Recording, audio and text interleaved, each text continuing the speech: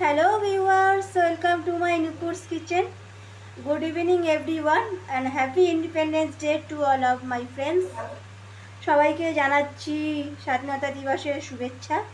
আর এখানে আজকে আমি তোমাদেরকে একটা সুন্দর আইটেম দেখাচ্ছি। এই রান্নাটা কিন্তু তোমরা অনেকেই বাড়িতে ট্রাই করেছো বা আমরা বাইরেও খেয়ে থাকি। তো আমি এটা ঘরোয়া পদ্ধতিতে আমি বানাচ্ছি।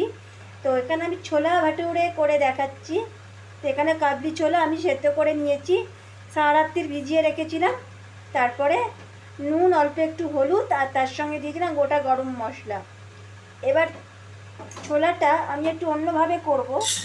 ছোলা ভাটুরে খুব একটা জনপ্রিয় রান্না। তো এখানে আমি একটা কড়া নিয়ে নিয়েছি। কড়াটা একটুখানি গরম হয়ে গেলে বাকি উপকরণগুলো আমি দিয়ে দেবো। আচ্ছা, কড়াটা আমার গরম হয়ে গেছে।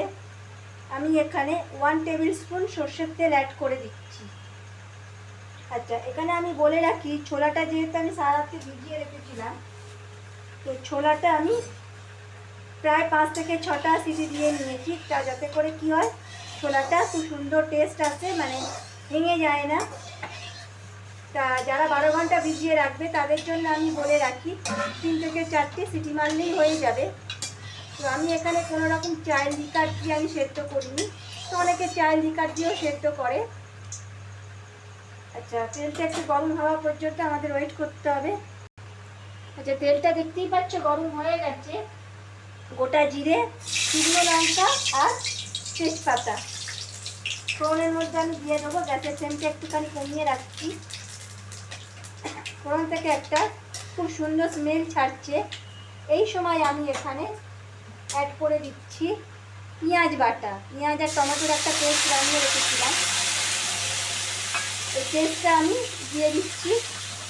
তোমরা চাইলে আলাদা আলাদা করেও পেস্ট করতে পারো, বা অনেকে টমেটো কুচি দেয়। তো আমি এখানে বানাচ্ছি ছোলাটা অমৃতসর স্টাইলে, মানে অমৃতসরি ছোলা। এটা খেতে খুব সুন্দর হয়। যত ভালো করে মশলা কষানো হবে তত কিন্তু খেতেও খুব দারুণ হবে। এবারে গ্যাসের ফ্লেমটা একটু বাড়িয়ে দিচ্ছি। এতে পেঁয়াজের একটা যে কাঁচা গন্ধ আছে, পেঁয়াজ টমেটো, সেইটা চলে যাবে। আচ্ছা, দেখতেই পাচ্ছ ওপর থেকে তেল ছেড়ে এসেছে। এবারে আমি এখানে দিয়ে দেবো আদা রসুন আর কাঁচা লঙ্কার পেস্ট। এখানে আমি 1 চামচ আদা রসুন আর কাঁচা লঙ্কার পেস্ট আমি দিয়ে দিচ্ছি। এই পেস্টটা দিয়ে আবারও কিছুক্ষণ মশলার সাথে আমি কষিয়ে নেবো। এবারে কিছু গুঁড়ো মশলা আমি আগে থেকে দিয়ে দিচ্ছি, ধনে গুঁড়ো আর জিরে গুঁড়ো।